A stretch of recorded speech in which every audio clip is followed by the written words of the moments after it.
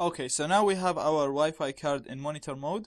We can sniff all the packets that are within our Wi-Fi range, even though they're not directed to our device, and even without connecting to any network, even without knowing the password or username to the network.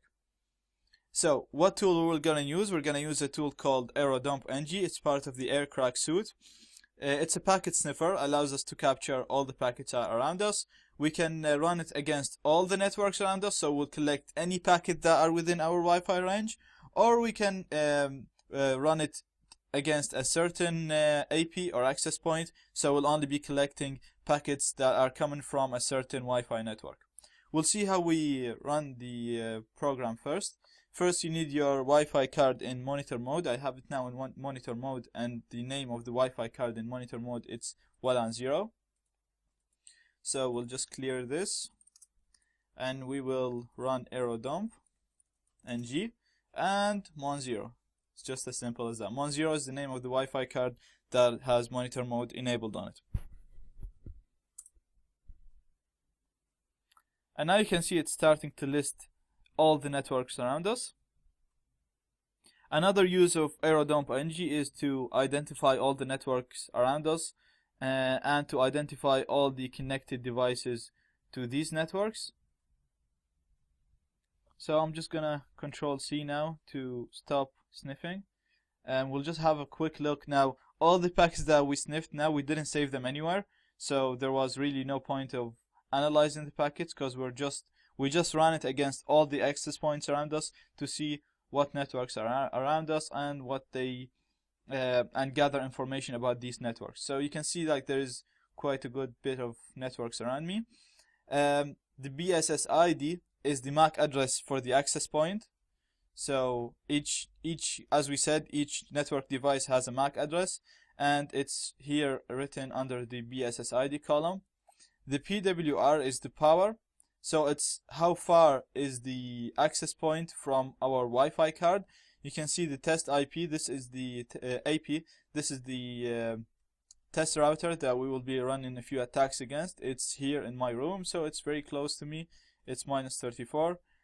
You can see as you go down, the networks are further and further away from me. So the closest the network, the easier for you to get to sniff the packets, because obviously you're closer and the packets can be collected easier. Also, all the attacks that we're going to explain in the future, the closer the network to you, the more effective the attack, and the quicker you will gain your access or achieve your goal. Beacons is the signals that the AP send. So each access point send a certain type of packets to tell all the clients around it that I exist and I'm there. So even if the network was hidden, it will still send these beacons to tell everyone around that network is, I'm here, I'm an AP, I have my BSS ID to be this, and I'm running on this information. So this is the number of beacons that each access point is sending.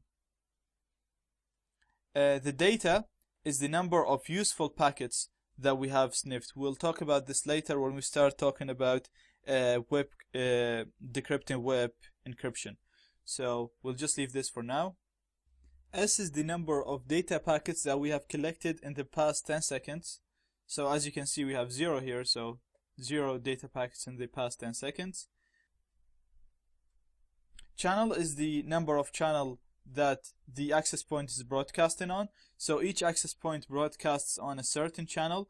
This is used so that there is no interference between access points that are beside each other. So say for example, I have an access point here, and like 5 meters from me there's another access point.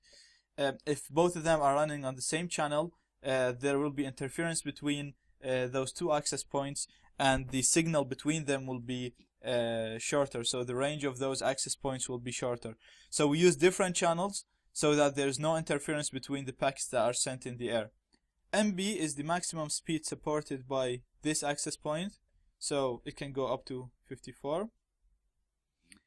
Ink is the encryption that's used in that access point. So we see the encryption here is WEP, here is WPA2, here is WEP again, we have WPA here. And if it's an open network, you'll see OPN here in the encryption. Cipher is the cipher that's used to decrypt the packets. So for WEP it's WEP, but for WPA2 it can be CCMP, it could be TKIP. We'll talk about these later when we get into WPA cracking. Auth is the type of authentication that's required for this access point. So we have PSK, pre-shared key here. We have MGT for this one, and we'll talk about this later as well when we go to WPA cracking.